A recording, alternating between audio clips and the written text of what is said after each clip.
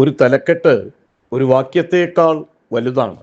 അത് ചരിത്രത്തിലെ ഒരു നിമിഷത്തെ പകർത്തുന്നു.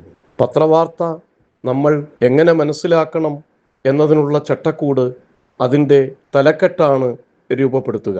ശ്രീ രാജഗോപാലിനെ കേൾക്കുന്നതിന് മുമ്പ് ആ നിമിഷങ്ങളിൽ ചിലത് നമുക്ക് വീണ്ടും ഒന്ന് സന്ദർശിക്കാം.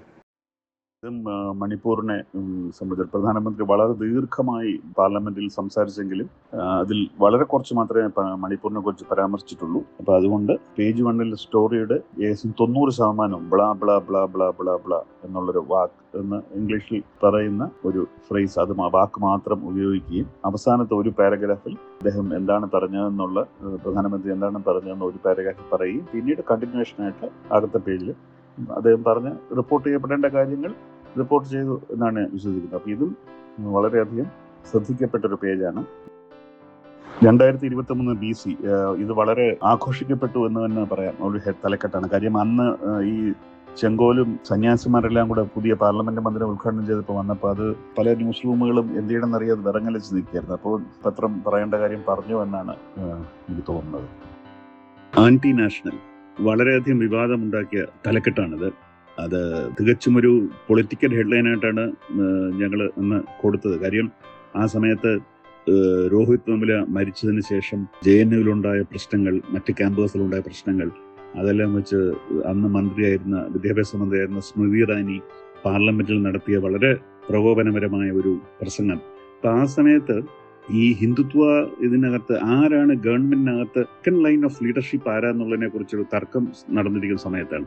അപ്പോൾ വിദ്യാഭ്യാസം പോലെ വളരെ പ്രധാനപ്പെട്ട ഒരു പോർട്ട്ഫോളിയോ കിട്ടിയ സ്മൃതി ഇറാനി ഈ പ്രസംഗത്തിലൂടെ അത് അവരുടെ ഒരു പൊളിറ്റിക്കൽ പൊസിഷനിങ് നടത്താനാണ് അവർ ഈ പ്രസംഗത്തിലൂടെ ശ്രമിച്ചത്. ആ സമയത്താണ് ഈ നരേന്ദ്രമോദി സർക്കാരിനെ വിമർശിക്കുന്നവരെ എല്ലാവരെയും ആന്റി നാഷണൽ, അതായത് അവരെ ദേശദ്രോഹികളാണ് വിളിക്കുകയും അപ്പോൾ അതിൻ്റെ ആ ഒരു ആന്റി എന്നുള്ള ഒരു ANTI എന്നുള്ളതിൻ്റെ ഒരു പ്ലേ അല്ലെങ്കിൽ പണ്ണെന്ന രീതിയിൽ AUNTY എന്ന് പറഞ്ഞ് അങ്ങനെയാണ് ഈ തലക്കെട്ട് വന്നത്. പക്ഷെ തലക്കെട്ട് വന്ന ശേഷം പലരും പറഞ്ഞത് ഏജിസം, അതായത് പ്രായം പറഞ്ഞ ഒരാളെ അധിക്ഷേപിക്കുക, ഒരു ജെൻഡർ ബയസ്ഡ് ഒരു വനിതയെ അധിക്ഷേപിക്കുക, അങ്ങനെയുള്ള പ്രശ്നങ്ങളുണ്ട് എന്ന് പറഞ്ഞു.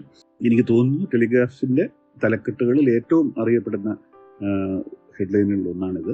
അപ്പോൾ അത് വീണ്ടും ഇങ്ങനെ ഒരു ഹെഡ്ലൈൻ ഞാൻ കൊടുക്കുമെന്ന് വെച്ചാൽ തീർച്ചയായിട്ടും കൊടുക്കില്ല. കാര്യം അത് ആളുകളുടെ വികാരത്തെ വ്രണപ്പെടുത്തുക എന്ന് പറയുന്നതാണെങ്കിൽ ഞാൻ കൊടുക്കില്ല. പക്ഷെ I do stand by that headline. Has been, is, was, is എന്ന് തിരുത്തിൽ കാണിക്കുന്ന ഒരു തലക്കെട്ട്. അത് റഫാൽ വിമാന കേസിന്റെ വിധിയിൽ ഗവൺമെന്റിന് അനുകൂലമായിട്ടാണ് ഭൂരിഭാഗം വിധിയായിരുന്നതെങ്കിലും അതിൽ ചില വാക്കുകൾ, ചില വേർഡ്സ് മാറ്റണമെന്ന് ഗവൺമെന്റ് ഒരു അപേക്ഷ കൊടുക്കുകയും അതിനെ സ്പ്ലിറ്റിംഗ് ഹെയർസ് എന്ന രീതിയിൽ ഗവൺമെന്റ് അങ്ങനെ ഒരു കൊടുത്തതിനെ പരിഹസിക്കാൻ വേണ്ടി ചെയ്ത തലക്കെട്ടാണ്. സാധാരണ രീതിയിലുള്ള സെന്റർ സീക്സ് കറക്ഷൻസ് എന്നോ അല്ലെങ്കിൽ സെന്റർ പ്ലീഡ്സ് ഫോർ കറക്ഷൻസ് എന്ന് പറയുമ്പോൾ അതൊരു അക്കാഡമിക് അല്ലെങ്കിൽ ലീഗൽ എക്സസൈസ് ആയിട്ട് ആളുകൾ ചിലപ്പോൾ വായിക്കാൻ ഇടയില്ല എന്ന് തോന്നിയത് കൊണ്ടാണ് ഈ രീതിയിൽ, അതായത് ഗവൺമെന്റ് എന്താണ് ഉദ്ദേശിച്ചതെന്ന് കാണിക്കാൻ.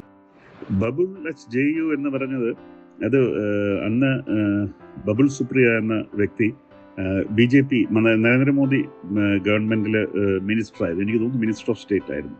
അദ്ദേഹം ബംഗാളിൽ നിന്നും തിരഞ്ഞെടുക്കപ്പെട്ട ഒരു ഗായകനാണ്, നല്ലൊരു ഗായകനാണ്. പക്ഷെ അദ്ദേഹം ഈ സംഭവം ഉണ്ടായത് ജാദവ്പൂർ യൂണിവേഴ്സിറ്റിയിൽ അവിടെ പോവുകയും വിദ്യാർത്ഥികളുമായിട്ട് തർക്കവും ചില ഉന്തുന്നള്ളൊക്കെ ഉണ്ടാകുകയും ഇവിടുന്ന് ഗവർണർ ഇടപെട്ടാണ് അദ്ദേഹത്തെ അവിടെ നിന്ന് രക്ഷപ്പെടുത്തി കൊണ്ടുപോയത്. അപ്പോൾ ബബുളിന്റെ പേര് ശരിക്കും BABUL, ഒരു എല്ലേ ഉള്ളൂ. അപ്പോൾ ഒരു എല്ല് കൂടുതലിട്ടു എന്നുള്ളത്. അപ്പോൾ അതിന്റെ പിന്നീട് അദ്ദേഹത്തെക്കുറിച്ച് എന്തോ ഒരു വ്യാജ വാർത്ത ഏതൊരു വെബ്സൈറ്റോ ആരോ ക്യാരി ചെയ്തപ്പം അദ്ദേഹത്തോട് ആരോ പറഞ്ഞത് ടെലിഗ്രാഫാണ്. അപ്പോൾ ഈ തലക്കെട്ടിന്റെ വിരോധം കൊണ്ടാണെന്ന് തോന്നുന്നു അദ്ദേഹം എന്നെ ഫോണിൽ വിളിക്കുകയും എന്നെ ശരിക്കും പച്ചത്തെറി എന്ന് നമ്മൾ പറയില്ല, പച്ചത്തെറി വിളിക്കുകയും ചെയ്തു. പക്ഷെ അത് വിളിച്ചു കഴിഞ്ഞപ്പോൾ എനിക്ക് തോന്നുന്നു അദ്ദേഹത്തിന് മനസ്സിലായി ഇത് ശരിയല്ല എന്നുള്ളത്. അപ്പോൾ അതുകൊണ്ട് അദ്ദേഹം ഉടനെ ട്വീറ്റ് ചെയ്തു. അദ്ദേഹം ഒരു തിരുത്തിന് വേണ്ടി എന്നെ ഫോൺ ചെയ്തപ്പോൾ ഞാൻ അദ്ദേഹത്തെ തെറി വിളിച്ചു എന്ന് പറയും. ഭാഗ്യത്തിന് ഞാൻ ആ സമയത്ത് ഫോൺ എടുത്ത മുറിയിൽ വേറെ വിറ്റ്നസ്സുകളും അതിന് ചുറ്റും മറ്റുള്ളവർ കേൾക്കാറുണ്ട്. കാരണം ഞാൻ വളരെ ക്ഷുഭിതനായി സംസാരിച്ചിട്ടുള്ളത് ശരിയാണ്, പക്ഷെ ഞാൻ തെറി വാക്കുകളൊന്നും ഉപയോഗിച്ചില്ല. അപ്പോൾ അങ്ങനെ ഒരു സംഭവം ഉണ്ടായി. പക്ഷെ അതിൽ ഏറ്റവും രസകരമായത് അന്ന് ഈ ബബുൾ സുപ്രിയ എന്ന് പറഞ്ഞ ആ മന്ത്രി എനിക്കെതിരെ അന്ന് ഫോണിൽ കൂടെ ഏറ്റവും പറഞ്ഞ് ഞാൻ തൃണമൂലിൻ്റെ കാശ് വാങ്ങിച്ച് എഴുതുന്ന കൂലിത്തൊഴിലാളിയാണ് എന്ന് തൃണമൂൽ കോൺഗ്രസിൻ്റെ കൂലിത്തൊഴിലാളിയാണ് പറഞ്ഞു. അപ്പം രസകരമായതെന്ന് പറഞ്ഞാൽ എന്നെ ഈ തെറി വിളിച്ച് കുറച്ച് നാൾ കഴിഞ്ഞ് നരേന്ദ്രമോദി അദ്ദേഹത്തെ കേന്ദ്ര മന്ത്രിസഭയിൽ നിന്ന് ഡ്രോപ്പ് ചെയ്യുകയും കുറച്ച് അധികം വൈകാതെ തന്നെ അദ്ദേഹം ഒരു മടിയും കൂടെ തൃണമൂൽ കോൺഗ്രസ്സിൽ ജോയിൻ ചെയ്യുകയും ചെയ്തു. ഇപ്പോൾ അദ്ദേഹം തൃണമൂൽ കോൺഗ്രസിൻ്റെ ബംഗാളിൽ MLA ആണ്, മന്ത്രിയുമാണ്. വി ദി ഇഡിയറ്റ്സ്, അതെ നമ്മൾ കഴുതകളാണ് എന്നുള്ളൊരു ഹെഡ്ലൈൻ മറ്റെന്ത് പറയണമെന്ന് അറിഞ്ഞില്ല അന്ന്. ആ കാലത്ത് എനിക്ക് അറിയില്ല. കാര്യം അന്ന് അത്ര ഞെട്ടലോടുകൂടിയാണ്.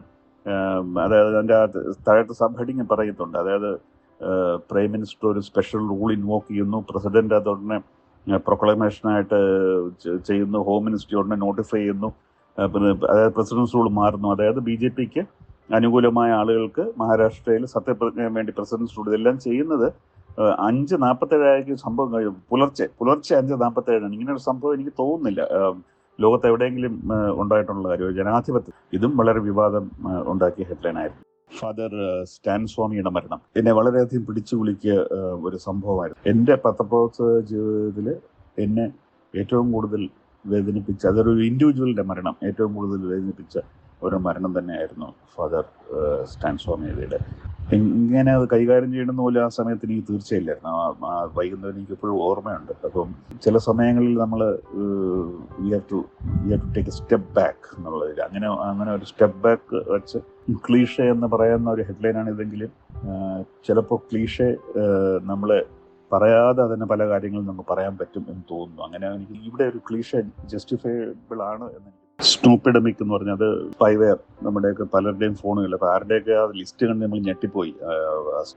ആ ലിസ്റ്റിൻ്റെ വ്യാപ്തി അതിൽ എണ്ണത്തെക്കാളധികം അത് ഓരോ ഏതൊക്കെ റേഞ്ചിലുള്ള ആളുകളെയാണ് അത് സംഭവിക്കുന്നു എന്നുള്ളൊരു കണ്ടപ്പോൾ എപ്പിഡമിക് അല്ലാതെ നമുക്ക് വേറൊന്നും പറയാൻ പറ്റില്ല. ഒരു പകർച്ചവ്യാധി എന്ന രീതിയിൽ തന്നെ പടർന്നു പിടിച്ച പോലെ രീതിയിലുള്ള ഇതാണെന്ന് തോന്നി. അതുകൊണ്ടാണ് അങ്ങനെയൊരു തലക്കെട്ട് കൊടുത്തത്.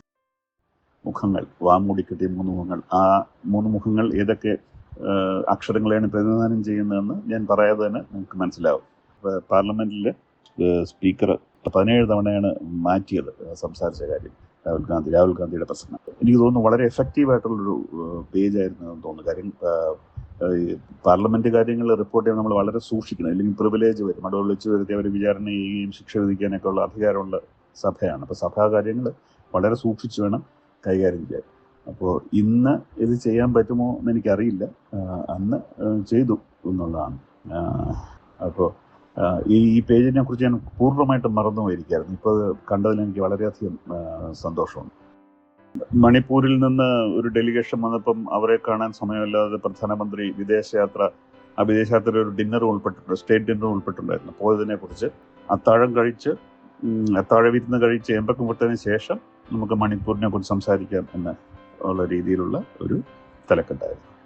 ഹിന്ദുത്വ പ്രദേശ് ഇന്ത്യക്ക് സംഭവിക്കാൻ പോകുന്നത് എന്നാണെന്ന് മുൻകൂട്ടി പറയുന്ന ഒരു ഹെഡ്ലൈനായിട്ട് വേണമെങ്കിൽ ഇതിനെ കഥക്കാക്കാം.